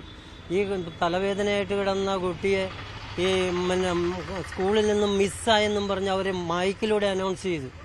ഇത് കേട്ടാണ് ഈ കുട്ടി ഓടി വരുന്നത്. ഓടി വന്ന് ഈ തലകറക്കം മാറാനായിട്ട് മുഖം കഴുകിയപ്പോൾ കണ്ണ് ചുമന്നെന്നും പറഞ്ഞ് ഒരു ടീച്ചർ പറയുന്നത് നീ കഞ്ചാവ് വലിച്ചിട്ടുണ്ടെന്നാണ് ചോദിക്കുന്നത്.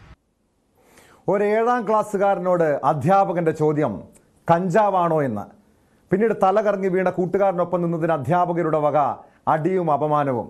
ഇതിൽ മനംനൊന്ത് പ്രജിത്ത് എന്ന 7ാം ക്ലാസ്സുകാരൻ ജീവനൊടുക്കിയിട്ട് 3 ദിവസം പിന്നിടുകയാണ്. വലിയ പ്രതിഷേധമാണ് ഇന്ന് സ്കൂളിന് മുന്നിൽ അരങ്ങേറിയത്. നാട്ടുകാരും ബന്ധുക്കളും അടക്കം ആ 13-കാരൻ്റെ ചിതാഭസ്മവുമായി അവിടെ പ്രതിഷേധം നടത്തി. വാർത്തയുടെ വിശദാംശങ്ങളുമായി ആലപ്പുഴയിൽ നിന്ന് ശരണ്യ സ്നേഹജൻ വീണ്ടും ചേരുന്നുണ്ട്. ശരണ്യ, ആ മാതാപിതാക്കളെ സംബന്ധിച്ച്, ബന്ധുക്കളെ സംബന്ധിച്ച് ഏറെ വേദനിപ്പിക്കുന്ന കാര്യമായിരുന്നു ആ കുഞ്ഞിൻ്റെ മരണം. പ്രത്യേകിച്ച് ഇപ്പോൾ സ്കൂൾ അധികൃതർക്കെതിരെ, അധ്യാപകനെതിരെ അടക്കം വലിയ ആരോപണം ഉന്നയിച്ചുകൊണ്ടാണ് ബന്ധുക്കൾ രംഗത്തെത്തിയിരിക്കുന്നത്. ഇതിൽ ഈ ബന്ധുക്കൾ സൂചിപ്പിക്കുന്നത് പോലെ ഈ കഞ്ചാവ് നീ ഉപയോഗിക്കുന്നുണ്ടോ തുടങ്ങിയ ചോദ്യങ്ങളൊക്കെ അധ്യാപകരുടെ ഭാഗത്തു നിന്ന് ഉണ്ടായി എന്നത് സംബന്ധിച്ചുള്ള വിവരങ്ങളൊക്കെ ഇപ്പോൾ പുറത്തു വരുന്നുണ്ട്. ഇതുമായി ബന്ധപ്പെട്ട് പോലീസിന്റെ ഭാഗത്തു നിന്ന് എന്ത് നടപടിയാണ് ഇപ്പോൾ സ്വീകരിച്ചിരിക്കുന്നത്?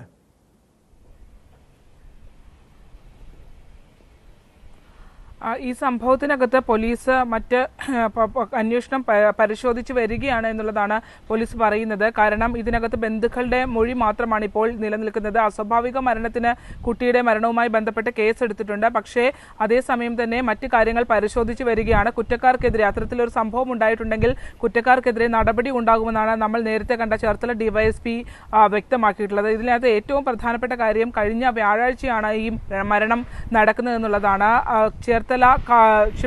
കാട്ടൂർ ഹോളി ഫാമിലി പബ്ലിക് സ്കൂളിലെ കുട്ടിയാണ്. ഈ 13 വയസ്സുകാരനാണ് വീട്ടിൽ എത്തിയ ശേഷം വൈകിട്ട് സ്കൂളിൽ നിന്ന് വന്ന് വീട്ടിലെത്തിയ ശേഷം അവിടെ ആത്മഹത്യയിലേക്ക് പോകുന്നത്. കുട്ടിയെ തൂങ്ങി മരിച്ച നിലയിൽ രക്ഷകർത്താക്കൾ കാണുകയായിരുന്നു. മാരാരിക്കുളം തെക്ക് പഞ്ചായത്ത് അഴിക്കകത്ത് വീട്ടിൽ മനോജിന്റെയും മീരയുടെയും മകനായ പ്രജിത്താണ് കഴിഞ്ഞ വ്യാഴാഴ്ച ആത്മഹത്യ ചെയ്തത്. ഇന്ന് വലിയ പ്രതിഷേധം ആ സ്കൂളുമായി ബന്ധപ്പെട്ട് സ്കൂളിന്റെ മുന്നിലേക്ക് വിദ്യാർത്ഥി സംഘടനകളും ഒപ്പം തന്നെ ബന്ധുക്കളും ചിതാഭസ്മവുമായി പ്രതിഷേധ മാർച്ച് സംഘടിപ്പിച്ചു. ഒരു സമരസമിതി രൂപീകരിച്ചിട്ടുണ്ട്. ഈ കുട്ടിയുടെ മരണത്തിൽ അസ്വാഭാവികത ഉണ്ട് എന്നുള്ളതാണ് കുടുംബം ഉന്നയിക്കുന്നത്. അതിൽ പ്രധാനപ്പെട്ട കാരണമായി പറയുന്നത് അധ്യാപകരുടെ ഭാഗത്തു നിന്നുണ്ടായ മാനസിക പീഡനവും ശാരീരിക പീഡനവുമാണ് കുട്ടിയെ ആത്മഹത്യയിലേക്ക് നയിച്ചത് എന്നുള്ളതാണ്. അതിൽ കഴിഞ്ഞ വ്യാഴാഴ്ച ടോം പറഞ്ഞതുപോലെ സമാനമായൊരു സാഹചര്യം ഉണ്ടായി എന്ന് അച്ഛനും രക്ഷകർത്താക്കൾ പറയുന്നുണ്ട്. ഇപ്പോൾ അടുത്ത ബന്ധുവിന്റെ പ്രതികരണമാണ് നമ്മൾ തൊട്ടു മുമ്പ് കേട്ടത്. അവർ പറയുന്നത് ഈ സ്കൂളിൽ വെച്ച് ഈ കുട്ടിയുടെ പ്രജിത്തിന്റെ സുഹൃത്തിന് തലകറക്കമുണ്ടായി. തുടർന്ന് മറ്റൊരു സ്ഥലത്ത് ഇവര് കുട്ടിയുമായി ഒരു മരച്ചുവട്ടിൽ ഇരിക്കുകയായിരുന്നു. അവിടെ നിന്ന് തിരിച്ച് എത്തിയപ്പോൾ, അതായത് ഈ കൂടെ ഉണ്ടായിരുന്ന ശാരീരിക അസ്വാസ്ഥ്യമുണ്ടായ കുട്ടിയെ കാണാനില്ല എന്ന് പറഞ്ഞ് സ്കൂളിൽ അനൗൺസ്മെന്റ് അടക്കം നടത്തുകയും ഈ കുട്ടികൾ തിരിച്ചെത്തിയപ്പോൾ അധ്യാപകർ വളരെ മോശമായി പെരുമാറുകയും ചെയ്തു എന്നുള്ളതാണ് കുടുംബം ആരോപിക്കുന്നത്. അതിൽ ക്രിസ്തുദാസ് എന്ന ഒരു അധ്യാപകനെതിരെയാണ് ഗുരുതരമായ ആരോപണം ഈ 13കാരന്റെ കുടുംബം ഉന്നയിക്കുന്നത്. അതിൽ ലഹരി വസ്തുക്കൾ ഉപയോഗിച്ചു എന്ന് പറഞ്ഞ് മറ്റു കുട്ടികളുടെ മുമ്പിൽ വെച്ച് ആക്ഷേപിച്ചു എന്നടക്കമുള്ള ഗുരുതര ആരോപണങ്ങൾ ആ കുടുംബം ഉന്നയിക്കുന്നുണ്ട്. അതിൽ തന്നെ നേരത്തെ പറഞ്ഞതുപോലെ കഞ്ചാവ് ഉപയോഗിച്ചു എന്ന് മറ്റു കുട്ടികളുടെ മുമ്പിൽ വെച്ച് ചോദ്യം ചെയ്തു എന്നാണ് ഈ രക്ഷകർത്താക്കളും സമരസമിതിയുമായി ബന്ധപ്പെട്ട ആളുകളും ഒക്കെ പറയുന്നത്. ഇവർക്കെതിരെ കൊലക്കുറ്റം ചുമത്തണമെന്ന് ആവശ്യപ്പെട്ടുകൊണ്ടാണ് വിദ്യാർത്ഥി ഒരു 7ാം ക്ലാസ്സുകാരനോട് ചോദിക്കുമ്പോൾ സ്വാഭാവികമായി അവനുണ്ടാകുന്നൊരു മാനസിക പ്രയാസം നമുക്ക് ചിന്തിക്കാവുന്ന കാര്യമാണ്. മറ്റു കുട്ടികളുടെ മുന്നിൽ വെച്ച്, സഹപാഠികളുടെ മുന്നിൽ വെച്ച് അപമാനിക്കുന്ന രീതിയിൽ ഒരു അധ്യാപകന്റെ ഭാഗത്തുനിന്ന്, അവർ കൃത്യമായും ഒരു അധ്യാപകനെ കേന്ദ്രീകരിച്ചാണ് ആരോപണം ഉന്നയിച്ചിരിക്കുന്നത്. മറ്റ് സ്കൂളിലെ അധ്യാപകരെ കുറിച്ച് കേന്ദ്രീകരിച്ചൊക്കെ വലിയ ആരോപണങ്ങൾ ഉന്നയിക്കുന്നുണ്ട്. ഇതുപോലുള്ള സംഭവങ്ങൾ ഇതിനു മുൻപ് ഈ സ്കൂളിനെതിരെ ഉണ്ടായിട്ടുണ്ടോ? ഇതുമായി ബന്ധപ്പെട്ട്, അതായത് ഈ കുഞ്ഞിന്റെ പ്രജിത്ത് എന്ന 7ാം ക്ലാസ്സുകാരന്റെ മരണവുമായി ബന്ധപ്പെട്ട് സ്കൂൾ അധികൃതരുടെ ഭാഗത്തുനിന്ന് എന്തെങ്കിലും വിശദീകരണം ഉണ്ടായിട്ടുണ്ടോ ശരണ്യ?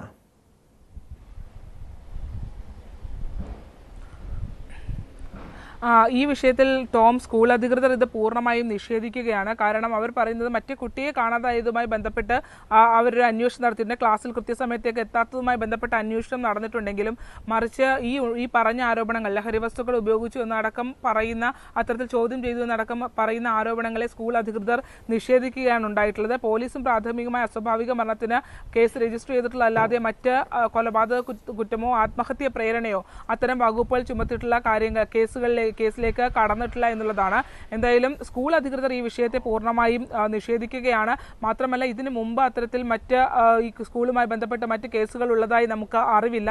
അത്തരത്തിലൊരു ഈ Kattoor visitors holy family public school എന്നാണ് ഈ സ്കൂളിന്റെ പേര്. സ്കൂളുമായി ബന്ധപ്പെട്ട് മറ്റ് ആരോപണങ്ങൾ ഇതുവരെ നമ്മുടെ ശ്രദ്ധയിൽപ്പെട്ടിട്ടില്ല എന്നുള്ളതാണ്. നമ്മുടെ അന്വേഷണത്തിലും അങ്ങനെ കണ്ടെത്താൻ കഴിഞ്ഞിട്ടില്ല. പക്ഷേ ഈ കുട്ടിയുടെ മരണവുമായി ബന്ധപ്പെട്ട് രക്ഷകർത്താക്കൾ ഉന്നയിക്കുന്നത് ഗുരുതരമായ ആരോപണമാണ്. അവർ മുഖ്യമന്ത്രിക്ക് പരാതി നൽകിയിട്ടുണ്ട്. ജില്ലാ പോലീസ് മേധാവിക്കും ബാലാവകാശ കമ്മീഷനും പരാതി നൽകിയിട്ടുണ്ട്. ഇതിനകത്ത് എന്തായാലും ഒരു കുട്ടിയെ മരണത്തിലേക്ക് നയിച്ച ഒരു സംഭവം അവിടെ ഉണ്ടായിട്ടുണ്ട് എന്നുള്ളതാണ്. കാരണം സ്കൂളിൽ നിന്ന് വന്ന് ആ സ്കൂൾ യൂണിഫോമിൽ തന്നെയാണ് ആ കുഞ്ഞ് മരിക്കുന്ന ഒരു സാഹചര്യം ഉണ്ടായിട്ടുള്ളത്. ഇത് സംബന്ധിച്ച് ഇപ്പോൾ പോലീസ് പറഞ്ഞിരിക്കുന്ന വിശദമായ അന്വേഷണത്തിനൊടുവിൽ അത്തരം ഒരു നടപടി സ്കൂൾ അധികൃതരുടെ ഭാഗത്തുനിന്ന് ചൂരൽ കൊണ്ട് അടിച്ചു എന്നൊക്കെയാണ് ഈ ബന്ധുക്കൾ പറയുന്നത്. മാത്രമല്ല ശരീരത്തിൽ അത്തരം പാടുകൾ ഉണ്ടായിരുന്നുവെന്നും ചൂരൽ കൊണ്ട് കുട്ടിയെ മറ്റു കുട്ടികളുടെ മുൻപിൽ വെച്ച് അടിച്ചുവെന്നും അനാവശ്യം പറഞ്ഞുവെന്നും, അതായത് ലഹരി പദാർത്ഥങ്ങൾ ഉപയോഗിച്ചു എന്ന രീതിയിൽ ചോദ്യം ചെയ്തു എന്നടക്കമുള്ള അധിക്ഷേപിക്കുന്ന വർത്തമാനങ്ങൾ ഉണ്ടായി എന്നുമാണ് രക്ഷകർത്താക്കൾ ആരോപിക്കുന്നത്. എന്തായാലും അക്കാര്യത്തിൽ പോലീസിൻ്റെതായ പരിശോധന നടന്നു വരുന്നതിനിടയിലാണ് ഇന്ന് ഒരു പ്രതിഷേധം ഈ സ്കൂളിലേക്ക് പ്രതിഷേധ മാർച്ച് വിദ്യാർത്ഥി സംഘടനകളുടെയും ഒപ്പം തന്നെ രക്ഷകർത്താക്കളുടെയും കുടുംബാംഗങ്ങളുടെയും സമരസമിതിയുടെ നേതൃത്വത്തിൽ നടന്നിട്ടുള്ളത്. ഒരു സമരസമിതി രൂപീകരിച്ച് ഈ കാര്യത്തിൽ അന്വേഷണം ആവശ്യപ്പെട്ടുകൊണ്ട് തുടർ ദിവസങ്ങളിലും പ്രതിഷേധമുണ്ടാകുമെന്നാണ് നമ്മളോട് അവർ അറിയിച്ചിട്ടുള്ളത്. അതായത് ശരണ്യ, ഇന്ന് SFI അടക്കമുള്ള വിദ്യാർത്ഥി സംഘടനകൾ വലിയ പ്രതിഷേധവുമായി അവിടെ രംഗത്തെത്തുന്നു. അതായത് ബന്ധുക്കളും നാട്ടുകാരും പ്രതിഷേധിച്ചതിന് പിന്നാലെയാണ് ഇത്തരം സംഭവങ്ങളൊക്കെ ഉണ്ടായത്. കൂടുതൽ വിദ്യാർത്ഥി സംഘടനകൾ ഈ സംഭവം ഏറ്റെടുക്കാനുള്ള ഒരു സാധ്യതയുണ്ടോ? അങ്ങനെയെങ്കിൽ പോലീസിന് മേൽ അതൊരു സമ്മർദ്ദമാകില്ലേ? കാരണം ഇതുവരെയും ഈ സ്കൂൾ അധികൃതർക്ക് ഇതിലൊരു കേസ് പോലും എടുത്തിട്ടില്ല. ഇത്തരം പ്രതിഷേധങ്ങൾ ആളിക്കത്തുന്ന ഒരു സാഹചര്യം ഉണ്ടായാൽ സ്വാഭാവികമായും ഒരു നടപടിയിലേക്ക് പോലീസ് ഉടൻ തന്നെ കടക്കുമെന്ന് പ്രതീക്ഷിക്കാമോ?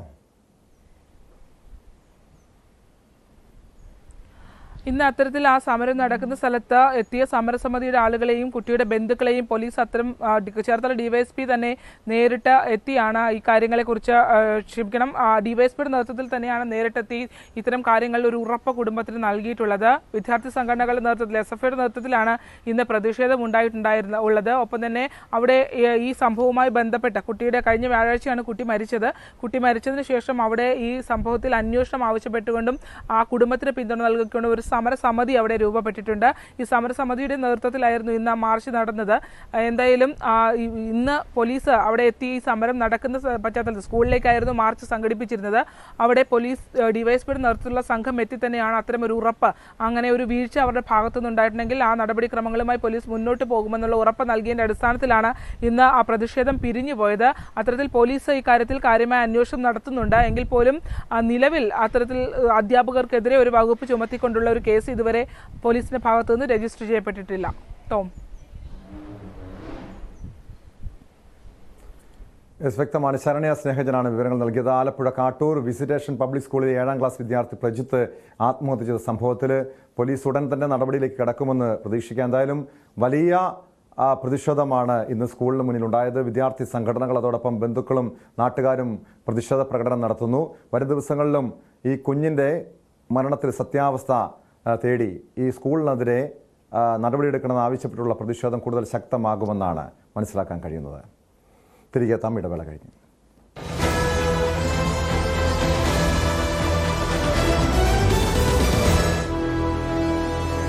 പൊൻകതിർ പുട്ട് സോഫ്റ്റ്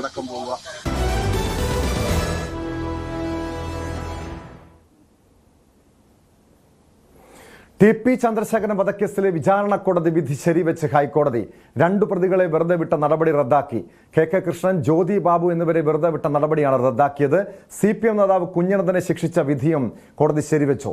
RMP നേതാവായിരുന്ന TP ചന്ദ്രശേഖരനെ കൊലപ്പെടുത്തിയ കേസിൽ വിചാരണ കോടതി വിധി ചോദ്യം ചെയ്തുള്ള വിവിധ അപ്പീലുകളിലാണ് ഹൈക്കോടതി വിധി പറഞ്ഞത്.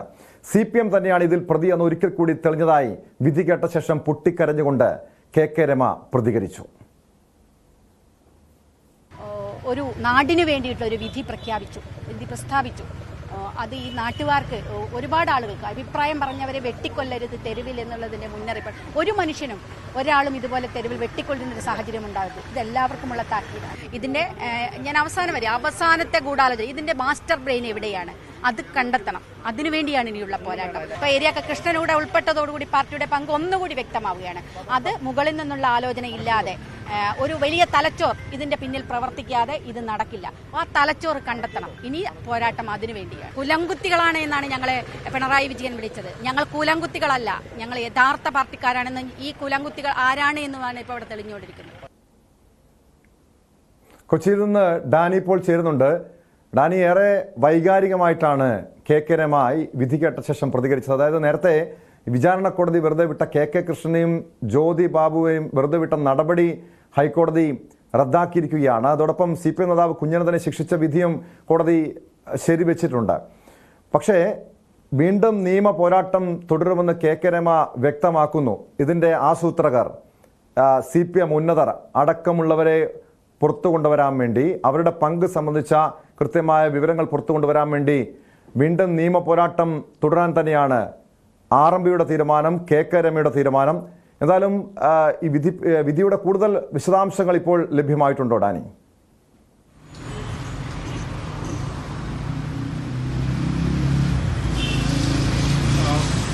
ഇതിൽ എടുത്തു പറയേണ്ടത് രണ്ട് പേരെ കൂടി, അതായത് ആദ്യ ഘട്ടത്തിൽ വിചാരണ കോടതി ഒഴിവാക്കിയ രണ്ട് പേരെ കൂടി വീണ്ടും ഇത് പരിധിയിലേക്ക് വന്നിരിക്കുന്നു എന്നതാണ്. അതായത് വിചാരണ കോടതിയിൽ ഈ ഘട്ടത്തിൽ 2 പേരെ ഒഴിവാക്കിയിരുന്നു, 24 പേരെ ഒഴിവാക്കിയിരുന്നു.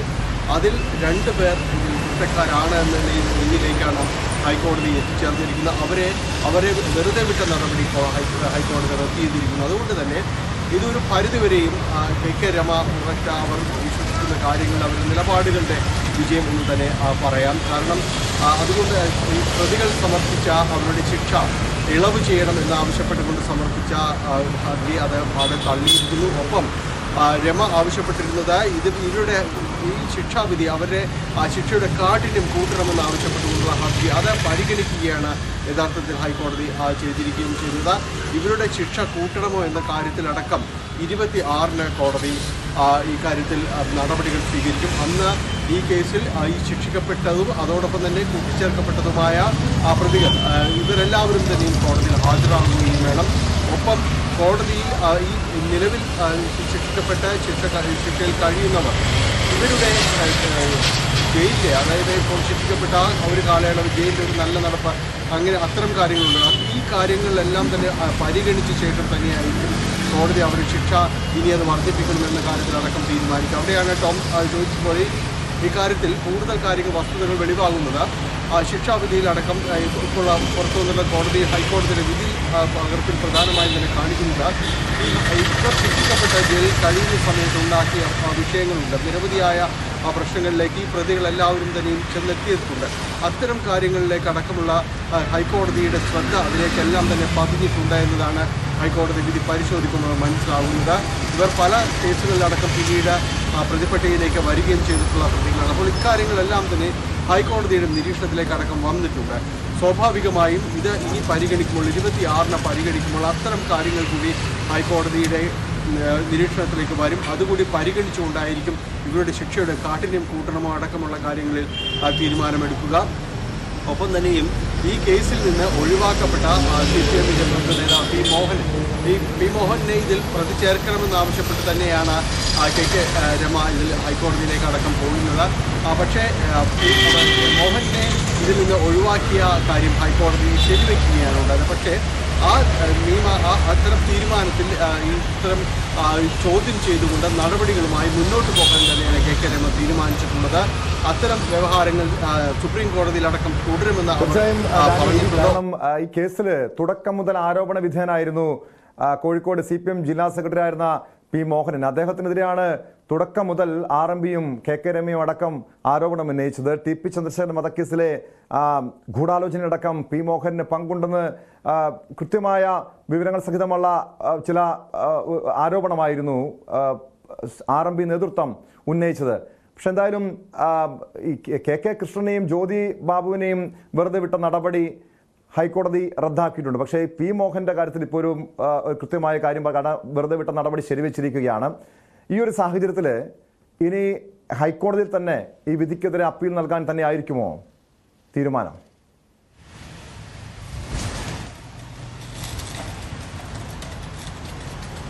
KK രമ ഇതിനോട് പ്രതികരിച്ചത് KK കൃഷ്ണയും അതോടൊപ്പം തന്നെയും ജ്യോതി ബാബുവിനെയും ഇതിലേക്ക് പ്രതി ചേർക്കുന്നത് തീർച്ചയായും അത് പി മോഹനിലേക്കുള്ള ചൂണ്ടുപലക തന്നെയാണ് എന്നവർ പറയുന്നു. കാരണം ഈ കീഴ്ഘടകങ്ങൾക്ക് ഇത് സംബന്ധിച്ച അറിവുണ്ടെങ്കിൽ തീർച്ചയായും തന്നെ പി മോഹൻ പോലെ ആ ജില്ലയുടെ ചുമതലയുണ്ടായിരുന്നവർക്കെല്ലാം തന്നെയും ഇതിൻ്റെ കൃത്യമായ രീതിയിൽ തന്നെ ആസൂത്രണത്തിൽ പങ്കാളിത്തമുണ്ട്, അറിവുണ്ട് എന്ന കാര്യത്തിൽ തന്നെയാണ് അവർ ഉറച്ചു നിൽക്കുന്നത്. അതുകൊണ്ട് ഇതിന് സഹായകരമാകുന്ന രീതിയിലേക്ക് കൂടുതൽ കാര്യങ്ങളിലേക്ക് ചെന്നെത്തുവാനായിട്ട് ഇപ്പോഴത്തെ ഈ വിധി കൊണ്ട് സാധിക്കുമെന്ന് പറയുന്നു. അതുകൊണ്ട് തന്നെയാണ് അവർ ഇതുമായി ബന്ധപ്പെട്ടുകൊണ്ട് ഈ വ്യവഹാരങ്ങൾ തുടരാൻ, ഈ നിയമ പോരാട്ടം തുടരാൻ തന്നെ അവർ തീരുമാനിച്ചിട്ടുള്ളത് എന്നാണ് അവർ പറയുന്നത്. അതുകൊണ്ട് വരും ദിവസങ്ങളിൽ കൂടുതലായും തന്നെയും പി മോഹനെ ഒഴിവാക്കുമ്പോൾ പ്രാദേശിക ഘടകങ്ങളിലെ നേതാക്കളാണ് ഇതിൻ്റെ ഇപ്പോൾ സംസ്ഥാനത്തേക്ക് അടക്കം വന്നിട്ടുള്ളത്. അപ്പോൾ അവരുടെ പങ്ക് അവരുടെ പങ്ക് തെളിയപ്പെടുകയാണെങ്കിൽ അത് പി മോഹനിലേക്കുള്ള വഴി തുറക്കും എന്ന് തന്നെയാണ്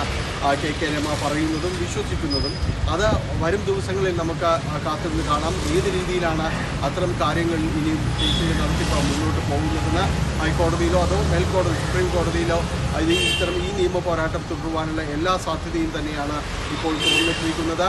26-ന് ഈ കേസിനെ സംബന്ധിച്ചിടത്തോളം നിർണായകമായ ഒരു ദിവസമാണ്. കാരണം ഈ പ്രതികളെല്ലാവരെയും തന്നെ ഹൈക്കോടതി മുന്നിലേക്ക് വരുന്നു. ഒപ്പം തന്നെയും നിലവിലുള്ള പ്രതികളുടെ അവർക്ക് വിധിച്ചിരിക്കുന്ന ശിക്ഷയുടെ കാര്യത്തിലടക്കം കോടതി തീരുമാനമെടുക്കും. എന്തായാലും ശിക്ഷ ഇളവ് ചെയ്യില്ല എന്നത് വ്യക്തമായിരിക്കുന്നു. കാരണം അവരുടെ ഹർജി തള്ളിയിരിക്കുന്നു. മറിച്ച് ആ ശിക്ഷയുടെ കാഠിന്യമടക്കം കൂട്ടണമോ എന്ന കാര്യത്തിലടക്കം കോടതിയുടെ പരിശോധനകൾ നടക്കും. അത് സംബന്ധിച്ച് കോടതി നടത്തുന്ന നിരീക്ഷണങ്ങളും നിഗമനങ്ങളും എല്ലാം തന്നെയും വളരെ ഈ കേസിനെ സംബന്ധിച്ചിടത്തോളം നിർണായകമാകും. ഈ കേസിനെ മുന്നോട്ട് പോക്കിൽ അതെല്ലാം തന്നെ കൃത്യമായ രീതിയിലുള്ള ഘടകങ്ങളാകുമെന്ന കാര്യത്തിൽ യാതൊരു സംശയവുമില്ല.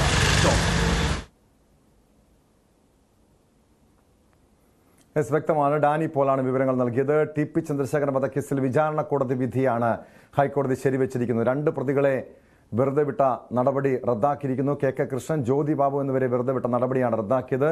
എന്നാൽ ഈ സംഭവത്തിന് ഈ വിധിക്ക് ശേഷം ഏറെ വൈകാരികമായിട്ടായിരുന്നു KK രമയുടെ ഭാഗത്തു നിന്ന് പ്രതികരണമുണ്ടായത്. ഈ CPM തന്നെയാണ് ഇതിൽ പ്രതിയെന്ന് ഒരിക്കൽ കൂടി തെളിഞ്ഞതായിട്ടാണ് KK രമ പ്രതികരിച്ചത്. പക്ഷേ CPM നേതൃത്വം, CPM സംസ്ഥാന സെക്രട്ടറി MV ഗോവിന്ദൻ ഈ വിധിയെ സ്വാഗതം ചെയ്യുമ്പോൾ അദ്ദേഹം തന്നെ പറയുന്നുണ്ട് പാർട്ടിക്ക് ഈ കേസിൽ യാതൊരു പങ്കുമില്ല എന്ന് ഹൈക്കോടതി വിധിയിലൂടെ വ്യക്തമായി എന്ന്. കാരണം പി മോഹനെ, CPM ജില്ലാ സെക്രട്ടറി ആയിരുന്ന പി മോഹനെ വേട്ടയാടാൻ പല രീതിയിൽ ശ്രമിച്ചിരുന്ന ഒരു കൊള്ളക്കാരനെ പോലെ അദ്ദേഹത്തെ അറസ്റ്റ് ചെയ്തുകൊണ്ട് പോയതടക്കമുള്ള കാര്യങ്ങൾ കേരളം മറന്നിട്ടില്ല എന്നാണ് CPM പറഞ്ഞത്. അതുകൊണ്ടാണ് ഒരു പരിധിവരെ CPM-നെ സംബന്ധിച്ച് ഈ പി മോഹനെ വെറുതെ വിട്ട നടപടിക്കെതിരെ അത് ചോദ്യം ചെയ്തുകൊണ്ടുള്ള അപ്പീല് തള്ളിയ നടപടിയാണ് CPM നേതൃത്വം ഇപ്പോൾ സ്വാഗതം ചെയ്തിരിക്കുന്നത്.